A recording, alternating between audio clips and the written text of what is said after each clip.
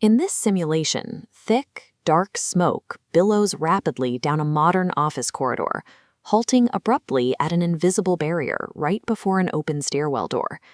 This barrier is the result of a stairwell pressurization system, engineered specifically to maintain a smoke-free escape route during a fire. The physics keeping that smoke at bay are straightforward. By mechanically injecting air into the stairwell, the system creates a localized environment with a higher atmospheric pressure than the adjacent burning floors. Air naturally flows from high pressure to low pressure, meaning the smoke is physically pushed back. But this introduces a precise engineering conflict. The system must exert enough continuous force to block the expanding smoke plume, but it cannot push so hard that the pressure differential traps occupants inside the fire zone. To achieve this balance, the system is constrained to a strict operational window. The pressure difference across a closed door must sit between 30 and 50 pascals, often targeting that 50 pascal mark as a required minimum to guarantee smoke displacement. A fixed-speed fan cannot account for the sudden pressure loss of an open door or the stack effect of a tall building. To maintain the 50 pascal safety margin, the air supply must modulate as quickly as the doors move. When an occupant opens a door to flee, the system's objective shifts. It must now project outward airflow, pushing air through the open doorway at a precise velocity of 1 to 2 meters per second. At the exact same time, it must obey an opposing mechanical constraint. When that door is closed, the static pressure pushing against it cannot cause the required physical opening force to exceed a strict threshold of 100 to 133 newtons. Exceeding this force limit renders the door too heavy for an average person to pull open, effectively sealing the exit.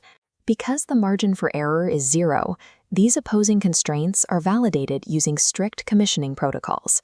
Standards laid out in NFPA 92 and BSEN 121016 serve as the mandatory frameworks used to empirically prove the installation works. Achieving life safety compliance requires building a precisely calibrated network of sensors, fans, and dampers, and then validating it through a strict 5-step on-site testing protocol. This diagram illustrates the necessary structural baseline of a high-rise stairwell. Before any machinery is activated, the physical envelope must be secured. Every wall joint, door frame, and pipe penetration is meticulously sealed to ensure the shaft is structurally airtight. Air leakage through unsealed penetrations is the primary cause of complete system failure.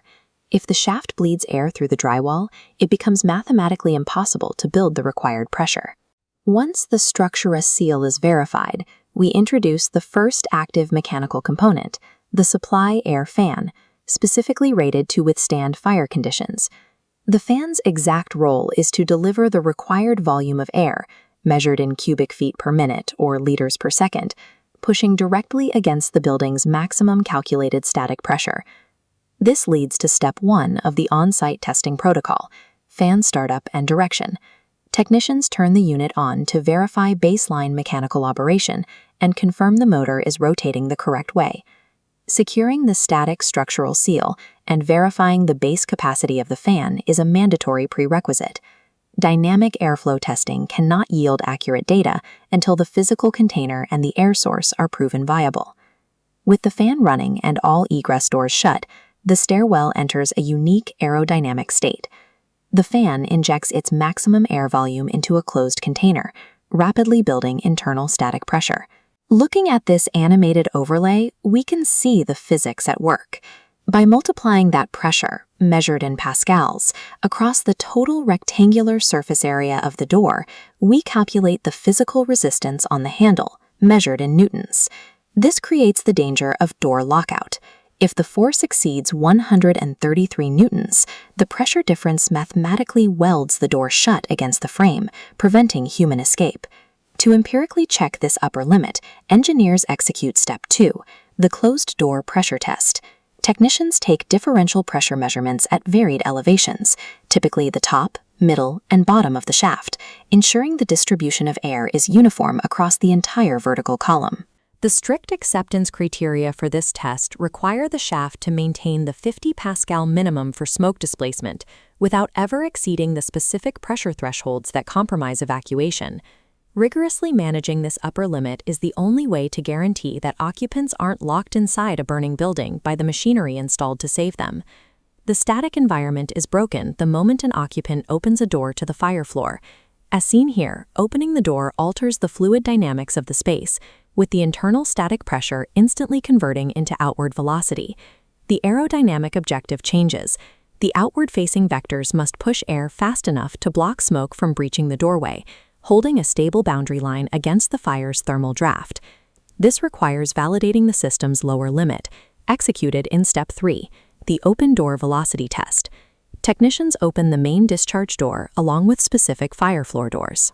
They use a specialized tool called an anemometer to verify that the required 1 to 2 meters per second airflow is actively passing through the threshold.